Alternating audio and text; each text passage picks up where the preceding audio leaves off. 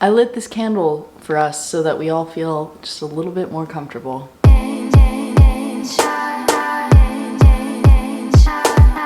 What's up guys, my name is Tashi and welcome to or back to my channel. I hope you're all doing well. I'm so excited that you clicked on this video. If you are queer or questioning your sexuality, your gender, whatever, this is a safe space for you, and I'm so glad that you're here because I was also there at one point. I still continue to question my queerness, and I have a lot of questions myself and a lot of answers and a lot of that I've personally gone through in order to get to a stable and more kind of like stronger and more confident place in my identity. So I'm going to talk about all of that today and how I kind of came to this place, as well as just kind of answer a few questions about my personal experience growing up, beginning to kind of question my gender as well as my sexuality, and everything kind of in between. So without further ado, subscribe if you're new and let's get straight into this video. So I asked you guys to ask me questions on Instagram about being queer, about my gender identity, about my experience. You guys are very curious about this topic, and I don't think I've ever received so many questions. I'm gonna start with a couple general questions and then we'll get into more detailed type of questions. Like this is,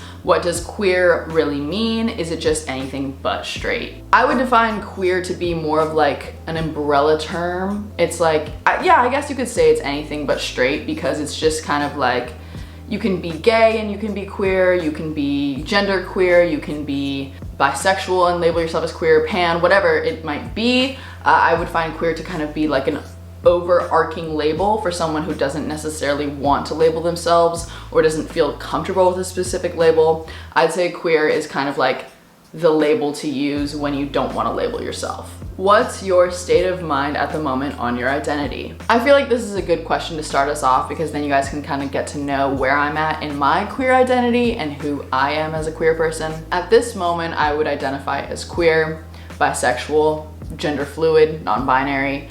Like as an all-encompassing kind of like who am I in my being, I'm a queer person. I feel like my identity will continue to fluctuate throughout my life, and so queer kind of fits that description. I very much feel just to be a fluid human living this experience in this life. A fluid queer human. Like everything that I do is just like queer. Like everything is just gay. Like I'm just gay, even if I am attracted to someone of the opposite sex.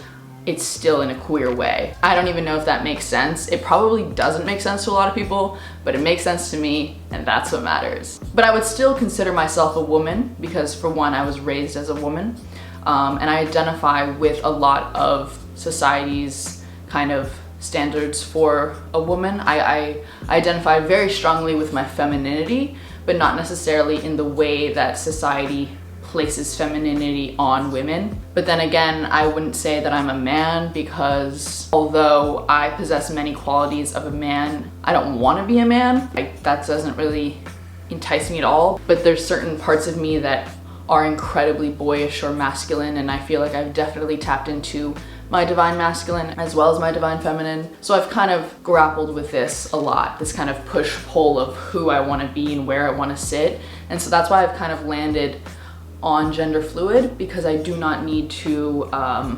fulfill, first of all, anyone's expectations of me, and second, I do not need to place myself in a box when I am trying to remove myself from the box of womanhood in the first place. As for my sexuality, I am attracted to people kind of regardless of gender. Whether to you that means pansexual, to me, I identify as bisexual, and I don't mean that as pan erasure, but I find those terms to be almost interchangeable, because bisexual is defined as liking your opposite gender as well as other genders. So that to me encompasses non-binary people.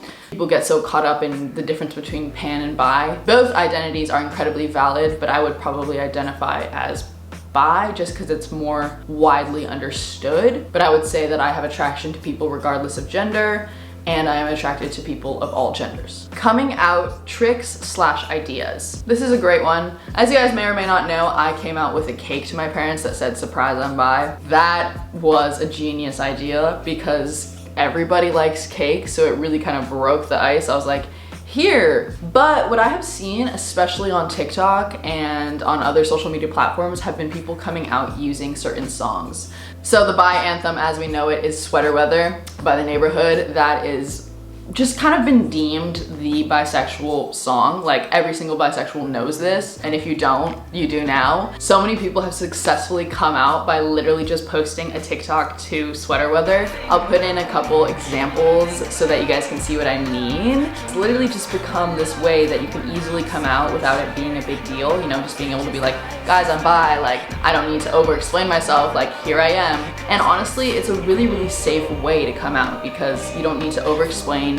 Nobody really needs to ask any questions because it's kind of just become this known thing that the song Sweater Weather is associated with being queer. Songs like Sweater Weather and Sweater Weather especially have made such a big impact on social media and for the queer community, and especially for bisexual people to come out. Like, it's been such a beautiful thing just seeing people on my For You page using that song to come out and seeing other bi people, you know, feeling represented by a song and identifying with the song and being like, hey guys, like we all identify with the song, like we're all in this together, like it's all okay. And something that's just like so important is representation. There are definitely these like queer little things that queer people will do and other queer people will recognize it. Knowing that Sweater Weather is the bi anthem and hearing it and then like looking around and seeing who else is like thinking the same thing that you're thinking is just like a really good feeling. And also just like the more representation we have, the better. And if we can have songs like Sweater Weather as tools for representation, then the more the better. I don't think I would be as comfortable with my sexual orientation if it wasn't for the representation that I've seen on TikTok, on Instagram, on YouTube, and in movies and media. Growing up, I wasn't following any queer creators. I didn't even really understand that queer people existed. I didn't really realize that it was like an okay thing to be queer. Like I didn't really get it. Like I just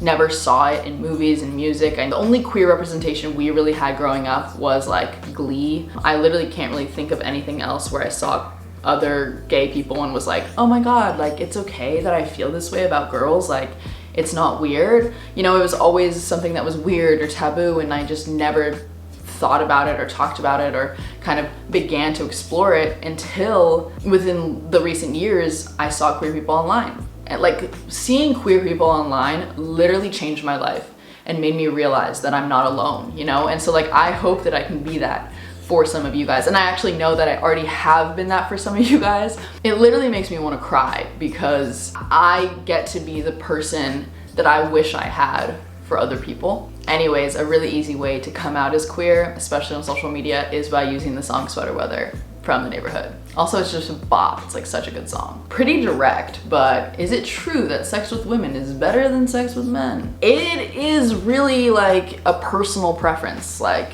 you couldn't tell me. Yes. Do you experience gender dysphoria? If so, in what way? I wouldn't say that I experience gender dysphoria in my body, but it's more of like a psychological and spiritual. Actually, I scratch that, because like when I was probably around 15 to like 19, I really wanted to have like a very feminine body, and it actually ended up in me having a couple of eating disorders, which I've talked about a lot on this channel. And something that's really helped me actually in my recovery, especially this year, has been exploring my gender identity, because the more that I accept myself as someone who is non-binary, the more I accept my body for the way that it is, both masculine and feminine. Do you ever regret coming out? Absolutely not. Coming out literally changed my life for the better. Personally, it has really helped me to find my style and find myself and just be confident in who I am as a human. Do you feel like you have to act a certain type of way to show that you're part of the LGBTQ+? I love you. I love you too. No, you do not need to act a certain way. There's no way that you need to dress, be, or act in order to be gay. Your gayness is valid no matter what. I don't know if I'm bi because I feel attracted to women, but I've never kissed one. So as a kid, even though I had never kissed a boy, I was still attracted to boys. Same thing goes for being bisexual and not having yet explored something with the same sex. You can still be 100% bisexual even though you haven't kissed or been with someone of the same gender. You don't need to label yourself. You can explore yourself, be free with yourself, and then, you know, decide later. I am struggling to put a label on myself. Do I have to? No. We need LGBTQ+ merch on Pronounced Tachi. We actually do still have the limited edition Pride crew neck in stock, you guys. 100% of the proceeds from this crew neck still go to Glitz, which is an organization that help Black and brown trans folks. And these hoodies are completely 100% sustainably made. This is my favorite crew neck ever, and I say that in an unbiased way, but obviously I can't be biased because I designed it and it's my brand. But I do have gay merch, and I'm definitely gonna make more queer stuff in the future. All right guys, last question for today's video. I'm gonna do more of these because I think that it's really important, and also, like I was talking about before, representation is so important. So let me be that representation for you. Who are your queer inspirations? India Moore. I absolutely love Soko. Soko is probably my favorite artist. Her music is spectacular. It's beautiful. All right guys, that is it for today's video. I really hope you enjoyed and learned something new, either about yourself or about me. If you liked the video, give it a big thumbs up, and don't forget to subscribe down below. Of course, you can follow me on all of my social medias at Ringsby. That's TikTok, Snapchat, Instagram, Twitter. Make sure to check out my sustainable clothing brand. All of it is designed by me, sustainably and ethically made, at pronounced Tachi. I'll have that link down below, as well as my podcast. It will also be linked down below at Skinny Dipping Diaries. And you can listen to Skinny Dipping on all podcast platforms. All right guys, I love you so much. I'll see you in my next video. Don't forget to go drink a glass of water.